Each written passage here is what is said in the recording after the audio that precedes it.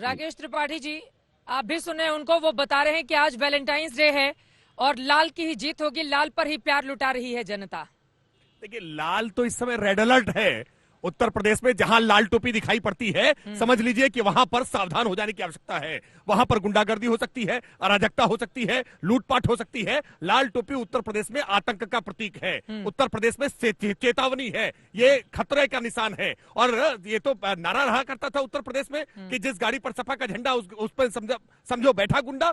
Samajwadi party Uttar Pradesh में गुंडागर्दी का परिचायक है। और आज जब जिस फेज का चुनाव हो रहा है, आप स्टार प्रचारकों के नाम सुन लीजिए इनकी पार्टी में। आज जो चुनाव लड़ रहे हैं, आजम खान सबसे बड़े नूर, इनके जेल से ही चुनाव लड़ रहे हैं। 100 से ज्यादा मुकदमे दर्ज हैं जमीनों पर कब्जा करने के, किस प्रकार से सरकारी संपत्ति का दोहन करने के। समाजवादी पार्टी की जब सरकार थी 9 बार से वो विधायक भी तो रहे हैं वहां से, रामपुर से। देखिए, ये भी सच्चाई है कि कैसे समाजवादी पार्टी की सत्ता में रहते हुए उन्होंने गरीबों की जमीनों को कब्जा करने का काम किया। योगी आदित्यनाथ जी की सरकार बनते ही बड़ी संख्या में वहां से मुस्लिम महिलाएं आई कि हमारी जमीनों पर कब्जा कर लिया है इन्होंने, उनकी झोपड़ियों को उजाड़ दिया है। किस प्रकार से अली जौहर यूनिवर्सिटी बना करके आजीवन उसके चांसलर बनने का काम किया। उनके बेटे अब्दुल्ला आजम, उनके 2 पासपोर्ट, उनके 2 पैन कार्ड, उनका 2 बार जन्म हुआ था। अब ये अनोखे व्यक्ति हैं जिनके 2 बार जन्म हुए थे, उनकी विधायकी खत्म की गई थी, वो भी कैंडिडेट बनाए समाजवादी पार्टी ने। बेशर्मी की पराकाष्ठा। और एक नेता इनकी पार्टी से गए हैं, इमरान मसूद, बोटी के एक्सपर्ट आदमी थे। पहले वो गांधीवादी हुए, अब वो समाजवादी हो गए हैं। इमरान मसूद भी इसी सहारनपुर में है जहां आज वोट पड़ रहे हैं। देखिए, मुहर्रम अली को भी समाजवादी पार्टी सैनी भी तो चले गए ना समाजवादी पार्टी में।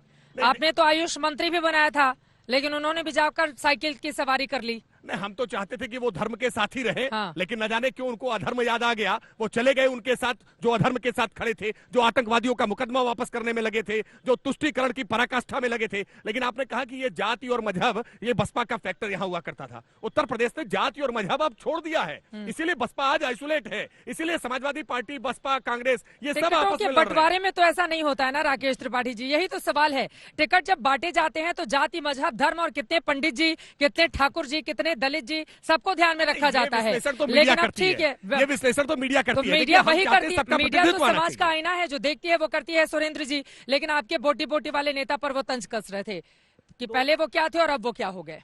2-3 बातें राकेश जी ने, भारतीय जनता पार्टी के विद्वान प्रवक्ता ने कही, और निश्चित तौर पर बड़ी विभाजनकारी है। हमारे बजरंग बली को भी गाली देने तक का काम कर रहे हैं, जहां पर लिखा जाता है कि लाली मेरे लाल की और जित देखूं तित लाल, और लाली देखन मैं चली मैं भी हो गई लाल। और लाल रंग को ये आतंक का प्रतीक बता रहे हैं। और इस बात से मैं समाजवादी पार्टी की बात नहीं कर रहा हूं, मैं अपने धर्म की बात कर रहा हूं।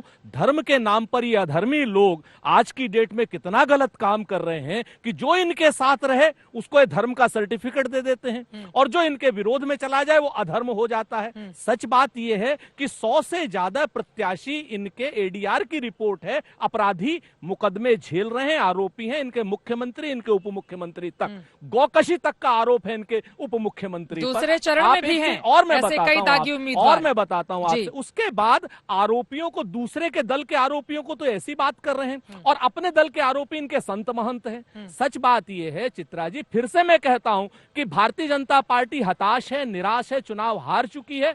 और जैसे हम और आप बुद्ध की शरण में हैं, ये 10 तारीख के बाद जाएंगे, अभी नहीं जाने वाले, अभी तो चिल्लाएंगे ये लोग।